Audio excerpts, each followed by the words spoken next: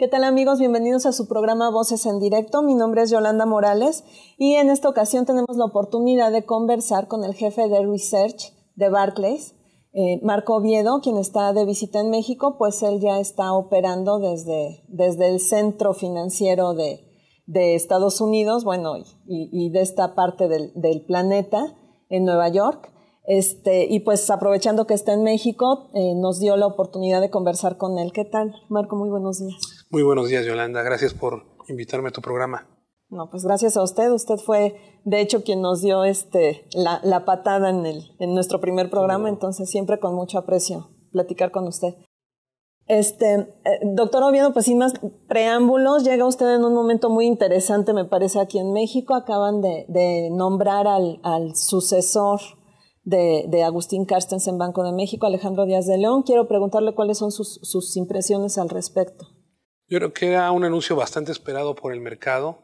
Estaba la duda si el anterior secretario de Hacienda, José Antonio Meade, iba a ser el candidato natural, dado que todo mundo que llega a Banxico viene de Hacienda y el caso podía repetirse. Pero fue muy interesante que estas dos noticias son tomadas positivamente por el mercado, porque el doctor Meade, como candidato del PRI, parece ser un candidato competitivo que puede darle continuidad a las reformas y a la implementación de reformas adicionales.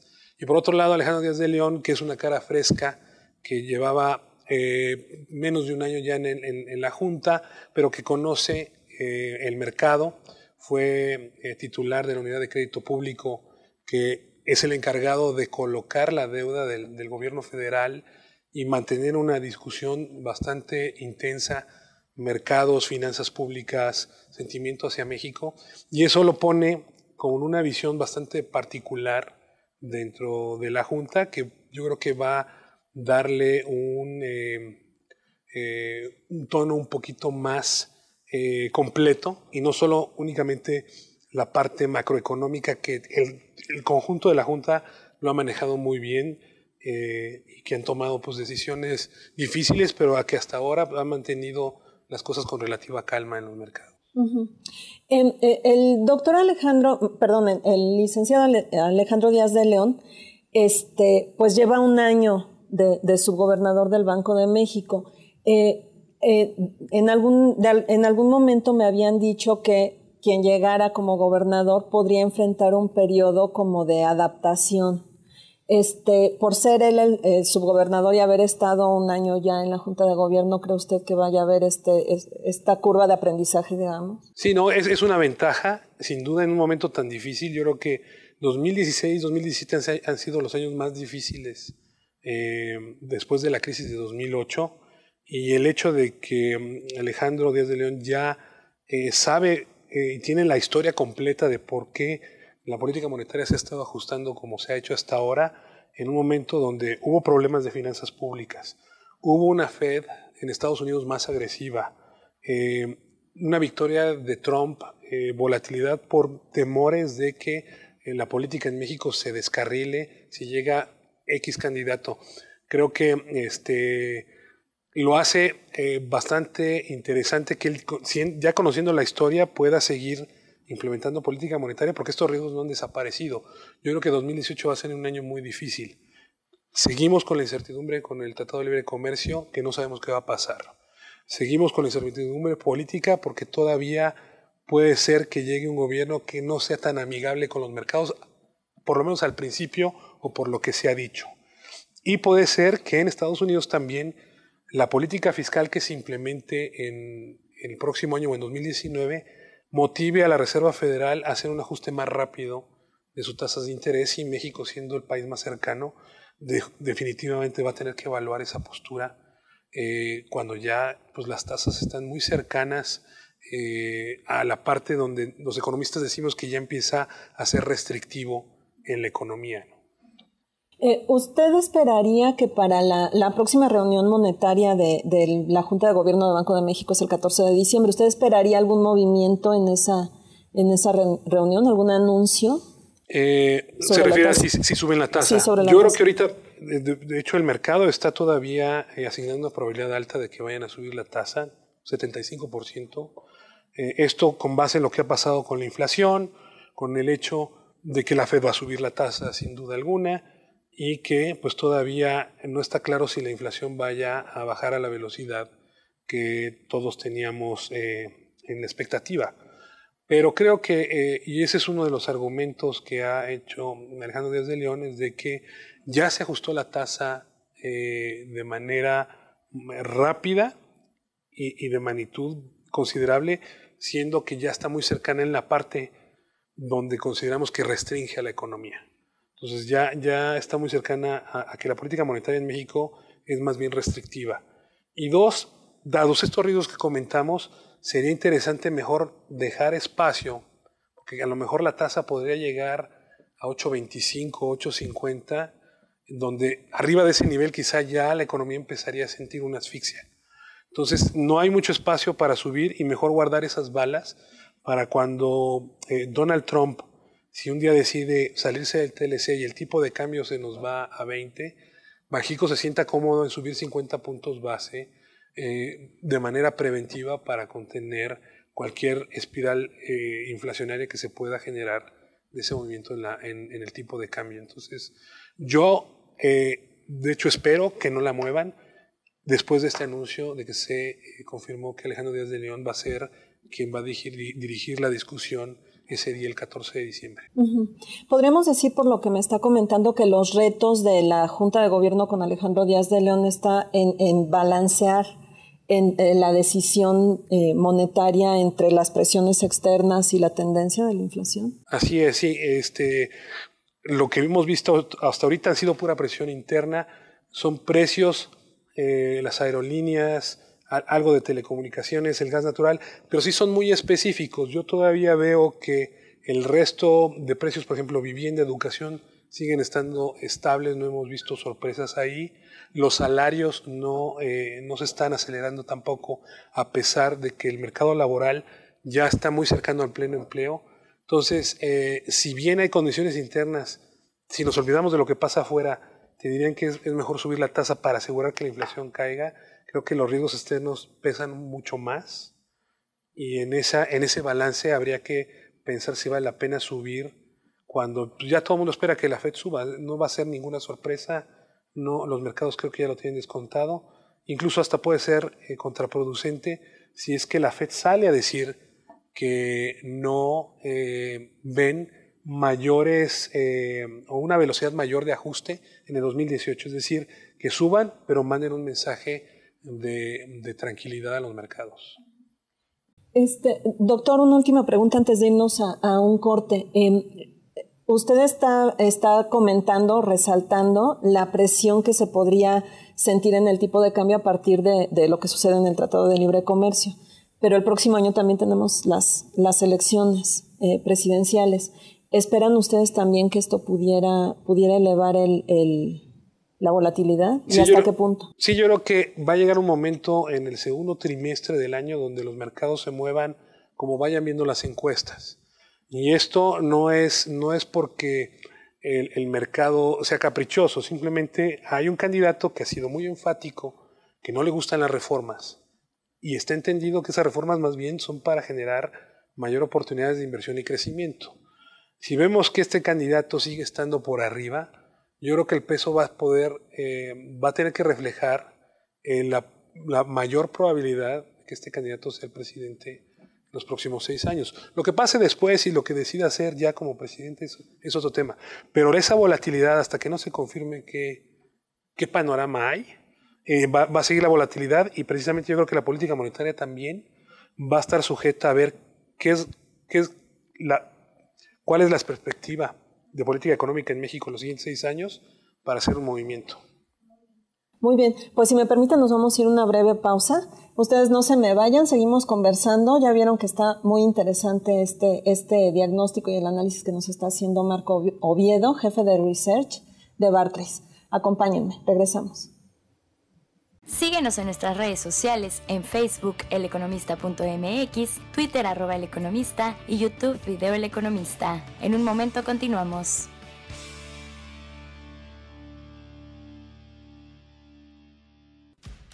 El lujo y exclusividad son para un mercado selecto. Entender ese mercado es un reto. Por eso en El Economista aceptamos el reto y lanzamos diferentes publicaciones en formato revista, las cuales acercan al mercado de alto nivel los mejores productos y servicios para su gozo y magnificar su experiencia en diferentes aspectos de su día a día. Hologear es la revista más completa del mundo de alta relojería, donde te ofrecen los modelos más exclusivos del mercado, las ferias de relojería más importantes a nivel global, con contenidos de alto valor editorial, artículos, entrevistas, novedades, marcas y toda la pasión por los relojes más atractivos y exclusivos. Equestrian. Para los amantes del mundo ecuestre, esta es la revista que necesitan traer siempre bajo el brazo. Les daremos un paseo por la vida ligada a esta disciplina. Además, les mostraremos el mejor ángulo de los productos y experiencias de lujo que acompañan a este estilo de vida. O'Clock.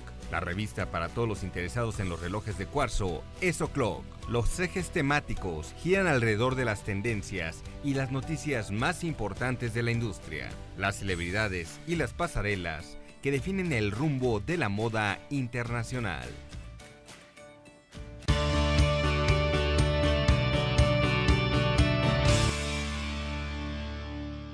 ¿Qué tal? Pues ya regresamos a esta conversación con el jefe de Research de Barclays, Marco Oviedo, que está de visita aquí en México, bueno, que está en México trabajando. Y doctor Oviedo, mi pregunta ahora sería, usted viene de Nueva York, de Wall Street. Usted me dice que acaba de estar en Londres también. Quisiera preguntarle cuál es la percepción que tienen los inversionistas acerca de los cambios en el área económica que se están dando aquí en México. Como usted bien mencionaba al principio, el exsecretario de Hacienda, José Antonio Meade, pues ya se fue para buscar la candidatura del PRI a la presidencia. Quisiera saber cómo están viendo estos cambios, la llegada de José Antonio González Anaya a Hacienda. Sí, no, de hecho, las conversaciones que tuve con diferentes fondos de inversión, hedge funds, fue alrededor de este tema. Ellos les preocupa López Obrador, les preocupa que incluso ya ha ido a Nueva York y a Londres, pero no tiene respuestas a las preguntas. Y se percibe como un riesgo el que llegue a la presidencia. Entonces resulta interesante ver qué está pasando del otro lado en los demás partidos, no solo en el PRI, sino también en el Frente Ciudadano. Y el consenso era ese, ¿no? Todo el mundo estaba esperando que José Antonio Meade sea el candidato del PRI y que José Antonio González Anaya, quien hizo un trabajo bastante bueno en Pemex al arreglar este problema de finanzas públicas que empezó en 2016 en la compañía de manera rápida y muy efectiva, sea el nuevo secretario de Hacienda, que va a permitir mantener esta estabilidad en este ambiente de bastante incertidumbre. Entonces yo creo que lo que se anunció el viernes fue tomado de manera positiva, también en el sentido de que José Antonio Meade es conocido por ser secretario de Hacienda en los mercados y llegaría a alguien que promete seguir haciendo los cambios de política económica que México necesita para que sea más competitivo. Entonces baja un poco la ansiedad o el nerviosismo o la tensión. Sin duda alguna, yo creo que el tipo de cambio va a seguir reflejando esto en la medida que veamos si la competencia va a ser de 2 o de 3, con un tercero que se puede desinflar en algún momento. Puede ser el PRI, puede ser el PAN. Pero si al final del día llegamos en un escenario como en el 2006, en donde tienes 2 peleando por la presidencia, tenemos datos de algunas encuestas que dicen que el 40% de los votantes en México van a decidir su voto ese mismo día, lo que significa que van a votar de manera estratégica. Nos puede indicar que los mercados van a estar muy atentos a eso.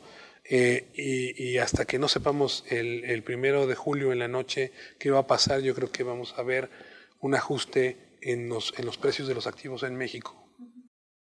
Doctor, me llama mucho la atención cómo está siendo o cómo ha sido foco de preocupación la posibilidad de que llegue López Obrador a la presidencia entre los inversionistas. Le voy a decir por qué.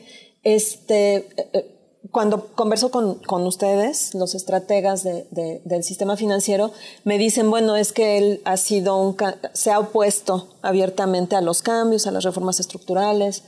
No sabemos quién llegaría a la Secretaría de Hacienda.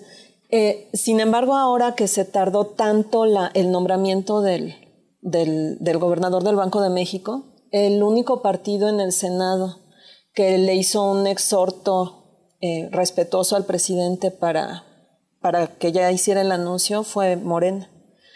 Y me parece que la semana pasada, no recuerdo exactamente cuándo, Andrés Manuel López Obrador dijo que el 12 de diciembre va a presentar el que sería su posible gabinete. Sí, no, hay preocupación, no hay miedo.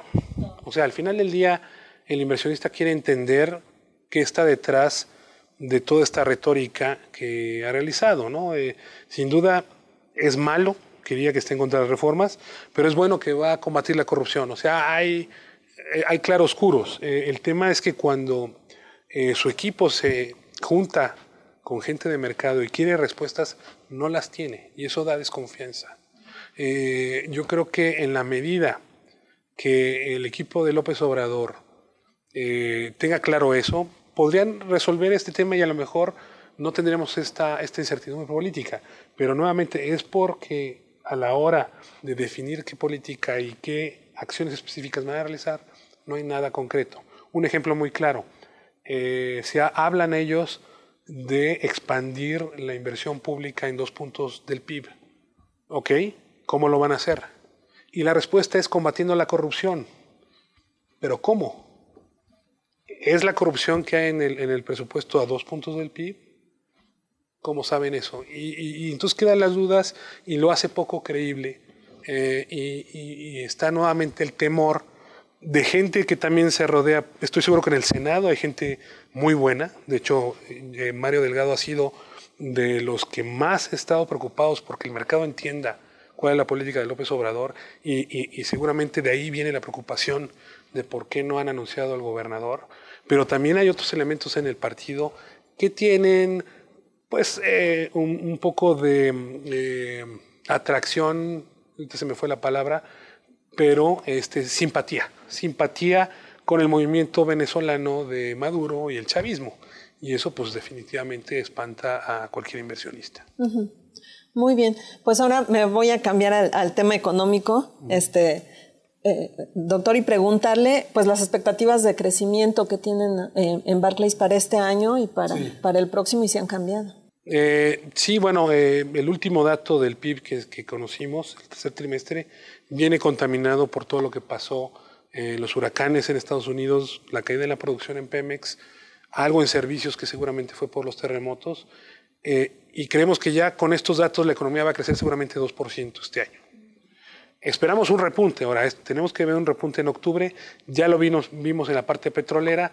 Me queda la duda de la demanda externa, parece que la demanda externa no se está recuperando con la fuerza que tenía en el tercer trimestre, probablemente todavía esté en Estados Unidos sobre todo reflejando un poco de que el crecimiento en el mundo sigue estando positivo pero lento.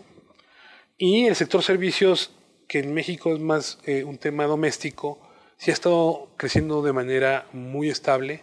Yo creo que al menos podemos esperar que el sector servicios el próximo año crezca cerca del 3%. Y si ese es el caso, con una estabilidad en la parte manufacturera, la economía debería crecer 2.4 el próximo año, que sí está un poco optimista ya en estas circunstancias, porque ya algunos analistas están considerando que probablemente la inversión se estanque un poco por todos estos temas de incertidumbre. Pero creo que nuevamente vamos a tener una historia de consumo. Es año electoral, la gente hace más cosas en año electoral, la economía se ve más rápido. Y probablemente si haya una resaca en el 2019, gane quien gane, y eso es normal, porque hay cambio de administración. Quién sabe qué pase con la política fiscal en Estados Unidos.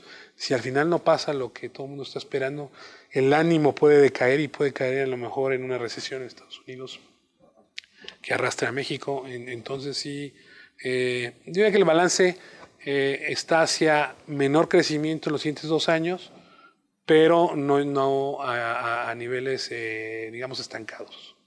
Una recesión en Estados Unidos, ¿cómo afectaría la posición del equipo negociador de Estados Unidos respecto al Tratado de Libre Comercio? Sí, esa es buena pregunta porque como la política de Trump ha sido echarle la culpa al vecino, puede que se pongan un poquito más difíciles, ¿no?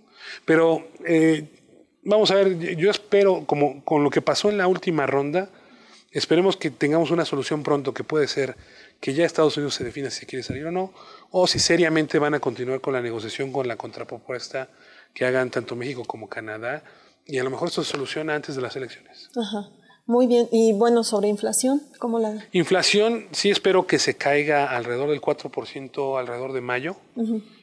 Va a estar oscilando entre 3.8 y 3.5 todo el año, pero sí va a cerrar cercano al 3.4, 3.5 en diciembre. Ok, ¿y al objetivo puntual del Banco de México, que es 3% hasta 2019? Yo creo que hasta 2019, si vemos que el peso ya se libera de estas presiones, incluso vamos a tener una moneda más fuerte, que eso ayuda también a que la inflación se estabilice en ese rango. ¿Y en este año? Este año va a cerrar muy probablemente en 6.5. Muy bien. Pues doctor Oviedo, como siempre, interesante conversar con usted. No, gracias a ti. Gracias. Muchas gracias. Muchas gracias. Y gracias a ustedes, pues como dije al principio, el doctor Oviedo nos hizo el favor de acompañarnos en el primer programa y lo traigo a colación, 1, porque está aquí con nosotros, 2, porque nuestro programa Voces en Directo cumple 4 años en diciembre. Entonces esperen sorpresas. Ya comenzamos teniendo a uno de nuestros padrinos, entonces no se despeguen de nuestra emisión. Muchísimas gracias, mi nombre es Yolanda Morales, hasta la próxima.